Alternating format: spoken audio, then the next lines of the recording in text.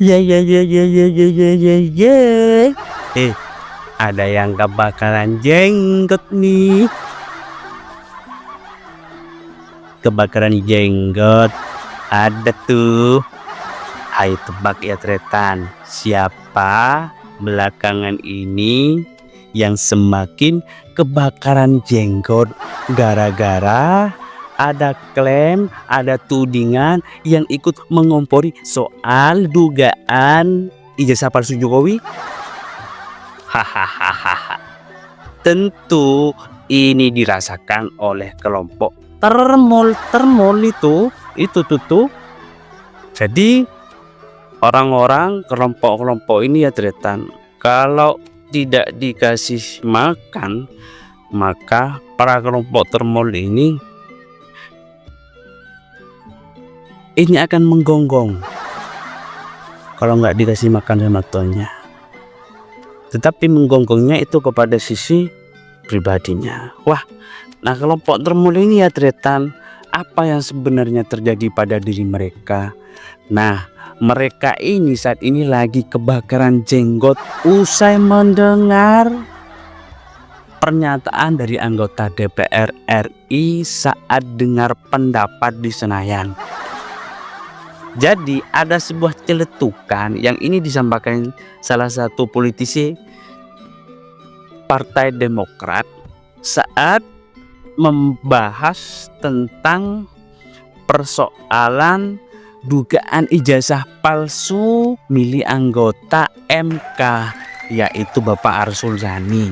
Nah, anggota DPR RI dari fraksi Demokrat ini ya Tretan bernama Benny Kahadirman. Nah, Bapak Benny ini menyampaikan pada waktu itu bahwa anggota MK yaitu Bapak Arsul Sani sama-sama lagi ketiban isu persoalan ijazah palsu.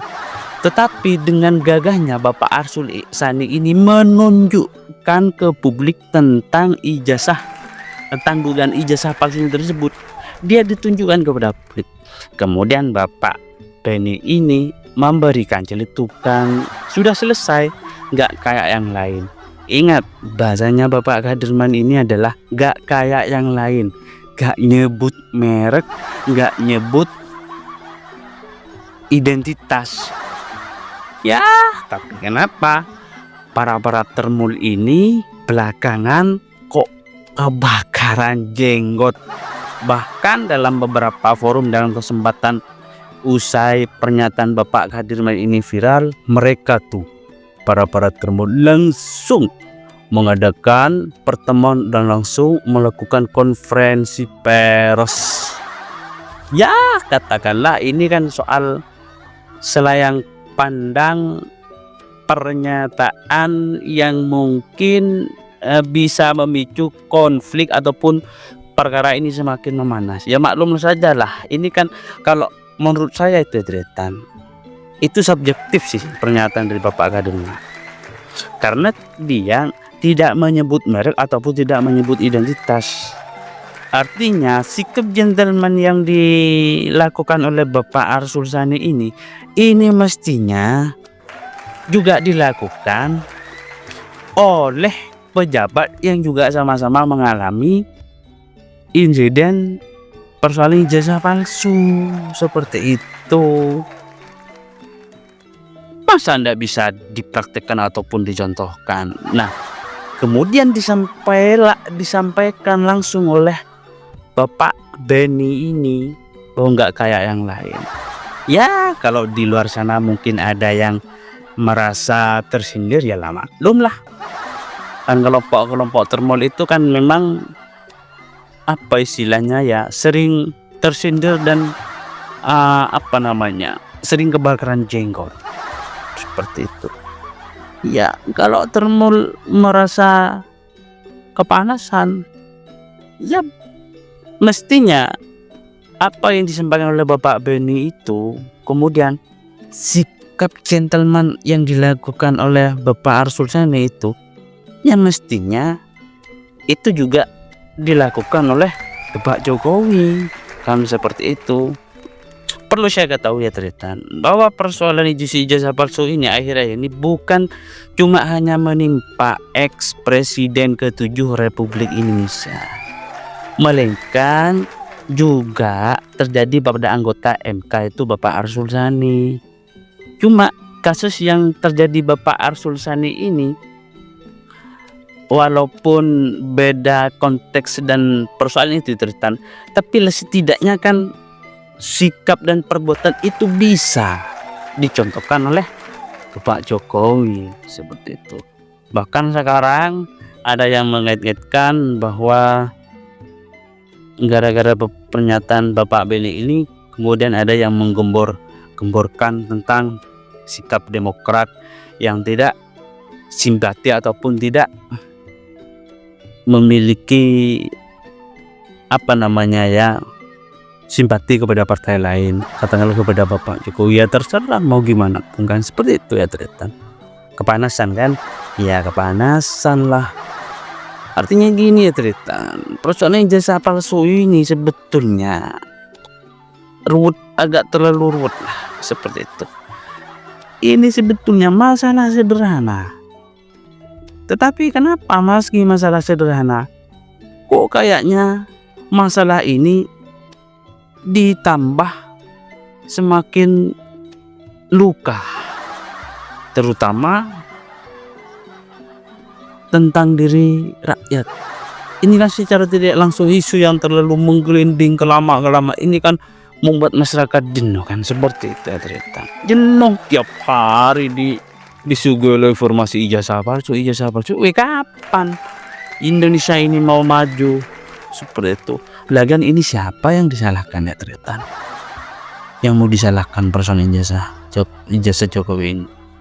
Kalau kita biarkan secara tidak langsung moralitas bangsa ini dibohongi oleh sekelompok ataupun satu orang yang secara tidak langsung ini tidak bertanggung jawab, seperti itu ya Tritan. Wah, berarti kan secara tidak langsung kita itu diprank ya oleh Bapak Jokowi. Ini kan di awal-awal mulai tahun 2014 masyarakat Indonesia itu sangat mengidolakan kepada Bapak Jokowi. Sebab sejak dia mencalonkan diri sebagai wali kota Solo, kemudian ke gubernur DKI hingga mencalonkan diri sebagai presiden, wah, nama beliau sangat begitu disorot oleh masyarakat. Sebab tentu dari sisi penampilan dan gaya pola pejabat yang tidak seperti pejabat pada umumnya, tentu ini menambah simpati sebetulnya kepada masyarakat awal-awal. Bayangkan orang yang merakyat seperti Bapak Jokowi dulu masih jadi sorotan publik, maka tidak asing kita mendengar kita melihat foto-foto Bapak Jokowi itu terpampang di gorong-gorong. Kenyataannya memang nggak punya ijazah. Terus siapa ini yang mau disalahkan kan seperti itu ya ternyata? Mestinya kita itu introspeksi selaku rakyat. Mau menyalahkan Bapak Jokowi ya jangan.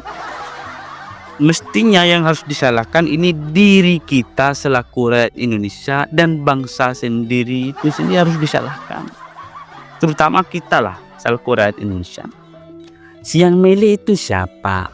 Yang menjadikan diri sebagai orang nomor satu Indonesia, kan kita kan secara tidak langsung ternyata. Namun setelah di akhir jabatannya usai pernah tugas, ternyata ada dugaan skandal bahwa ijazahnya beliau palsu. Nah dulu pada waktu mencalonkan wali kota, gubernur dan presiden, apa tugas KPU kan seperti itu ya ternyata. Wah, pokoknya peristiwa seperti ini jangan sampai terjadi lagi di negeri tercinta ini. Pokoknya pada pencalonan nanti, entah pada pesta demokrasi siapa saja yang mencalonkan diri sebagai pejabat ataupun pemimpin negara, Saya minta tolong kepada pemerintah untuk betul-betul diperhatikan aturan dan regulasi tentang persyaratan calon itu, biar kita tidak jatuh ke lubang yang sama.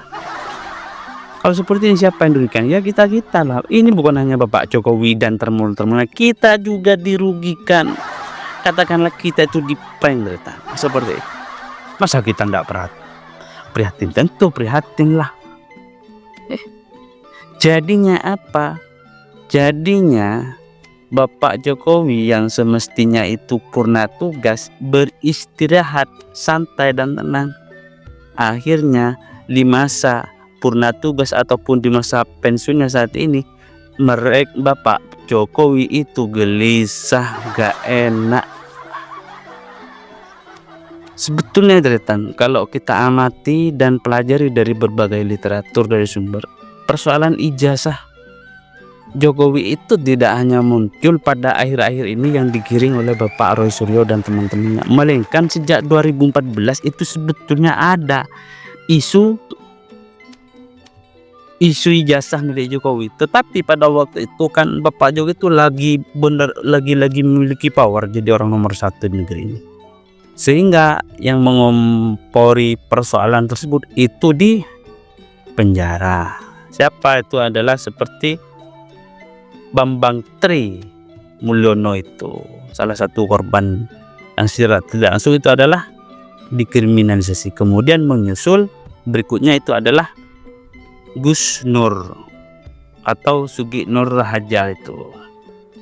Sekarang di akhir purna tugasnya diungkit lagi oleh kelompok-kelompoknya Roy. Nah, di sini Bapak Jokowi agak sedikit aneh itu betul-betul memperhatikan seperti itu. Tidak seperti di awal-awal isu ini muncul, wah mungkin gawinya ataupun orang-orangnya ini mungkin dari sisi kapasitas dan pengetahuannya serta militansi itu lebih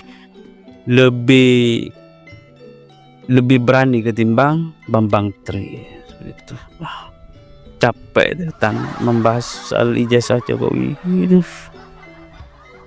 Masalahnya juga di tengah persoalan kemudian seperti ini, ada yang mengatakan bahwa ini pengalihan isu. Bisa jadi ini adalah pengalihan isu, bisa jadi ini adalah propaganda, seperti itu, konspirasi. Bisa jadi ini yang dilakukan oleh kelompok-kelompok pejabat besar di negara kita ini, sehingga fokus kita lupa terhadap proyek-proyek persoalannya yang semestinya itu jadi sorotan dan perhatian lebih utama daripada hanya terus-menerus menelusuti persoalan ijazah palsu ini. Pertama, kita tidak tahu sudah kabar dana hibah. Terus yang berikutnya tentang Pertamina, tindak lanjut dari kereta bus korupsi itu ya hilang gara-gara isu ijazah ini terus setiap hari didowngrade dan diungkap. Apalagi media mainstream kayak televisi, wah, dalam setiap pekan itu selalu menyiarkan update terbaru. Ayo kita waspada dan saling-saling menjaga diri apa yang sebetulnya terjadi pada diri kita dan dari bangsa ini. Ayo kita introspeksi. Terima kasih.